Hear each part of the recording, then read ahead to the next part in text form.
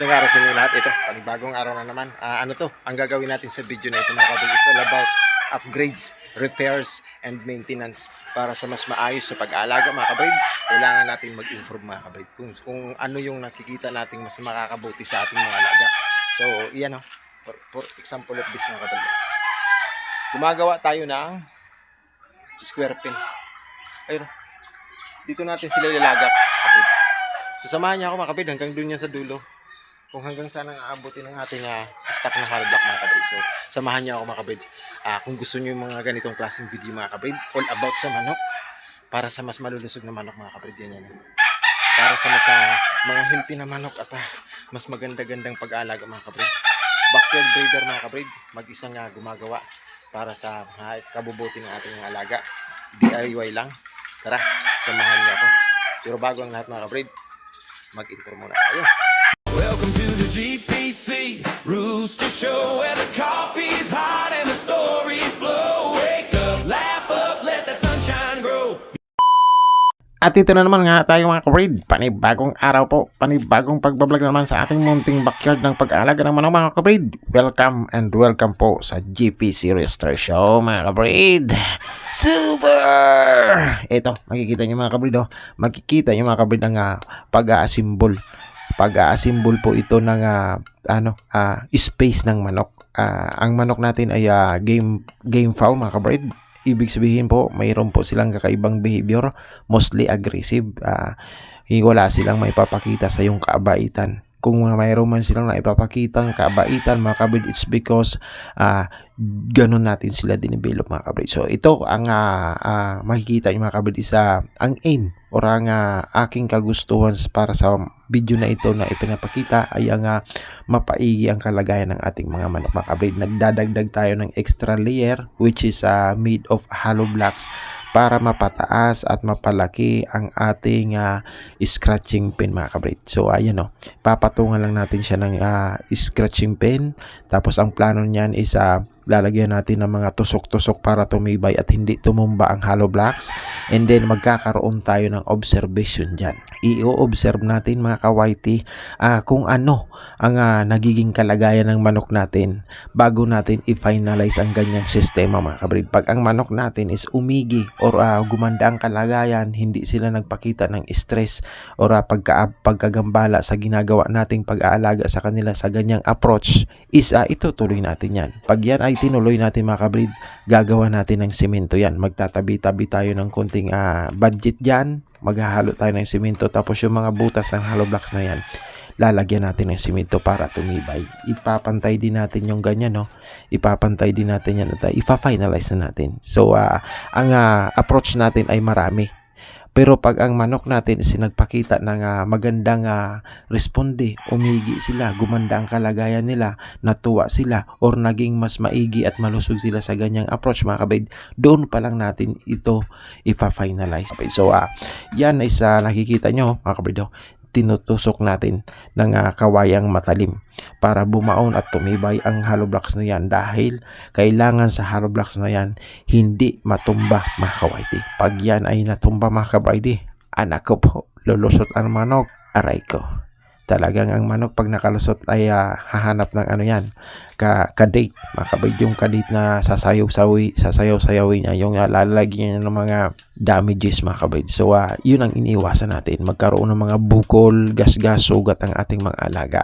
Kaya natin sinisecure ng maigi ang mga ginagawa nating sistema. So ito is another system mga kabrid. Ang aim ng sistemang ganito mga kabrid is mapaigi, mapaganda at mapalusog ang ating mga alaga mga kabrid. Ganun lang naman tayo. And then observe, tapos lalagyan natin ng manok ang ganyan, i-observe natin, tapos maybe within a week tingnan natin pag maganda ang naging kalagayan nila mga kabrid. Kasi tingin naman natin maganda pero nakabase pa rin tayo sa outcome or responde ng mga manok natin. Pag ang manok natin is medyo gumanda ang hipo, naging mas malusog, naging mas mapula at medyo tuwang-tuwa, hindi sila na-stress sa ginagawa natin, ituloy natin mga kabrid. So ayan si GPC naman is andito lang kung ano-ano lang mga ideyang pumapasok sa isip natin. Ayan, pero kung ano lang ang kaya mga kabrid. So dahil meron tayong mga extra hollow blocks na naiipon mga kabrid, Ganyan ang ginagawa natin. So, yan, siguro makakagawa tayo ng 4 na pirasong ganyan mga kabrid. So, anyway, i-explain ko ulit sa iyo ha.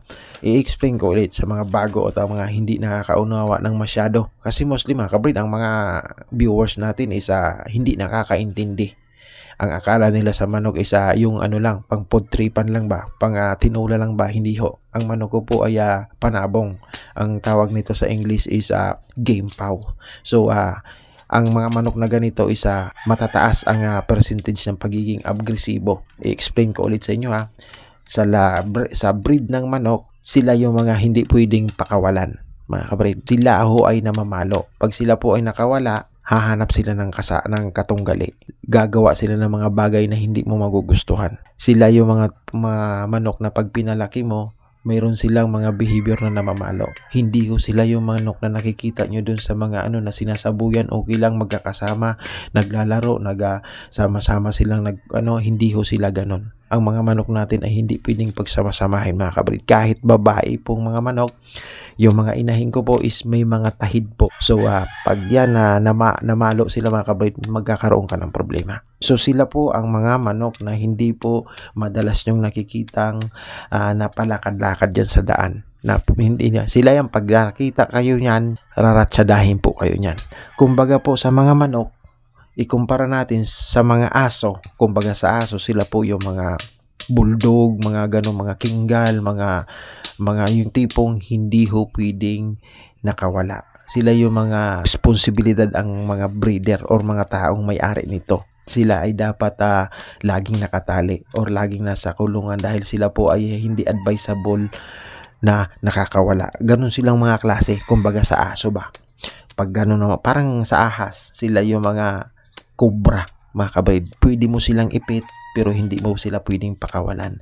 May responsibilidad kang mataas sa pag-aalaga ng mga ganong klaseng hayop, mga kabrid. Parang ganito rin sa akin. So, ang ganito ay hindi naiintindihan ng karamihan, mga kabrid. So, mostly ang mga viewers natin, mayroon tayong mga experiences and history na ang mga comment, ay itinula na natin yan. Pag ito po ay tininula mo na mga ganitong klaseng manok, matitigas po ang laman yan. They are built with shredded muscles. Mga mamasil po ang mga manok na yan. Hindi ho sila advisable itinula ng pangkaraniwan. Pag tinitinula ko po na itong mga ganitong klaseng manok, mga kabrid, it took me hours para mapalambot sila, mga kabrid. So, hindi sila advisable din. So, i-educate ko lang kayo sa ganitong klaseng manok na alaga ko. Mayroon po ako responsibilidad sa mga ganitong klase kasi pag nakawala po ito, it's either po pumunta sa kabila, doon ng mga manok, mayroon tayong problema. Pwede tayong ireklamo pagdating sa ganyan. Kasi ang mga manok na ito is agresibo. Parang aso din.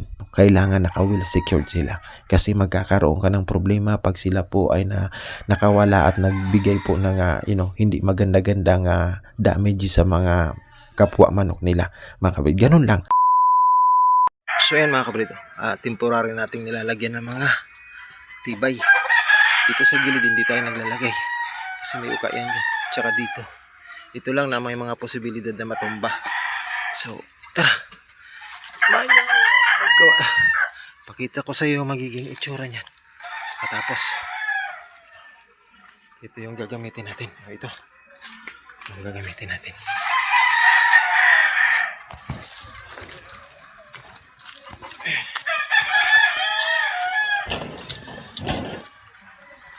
Ganyan ang itsura niyan, kabid.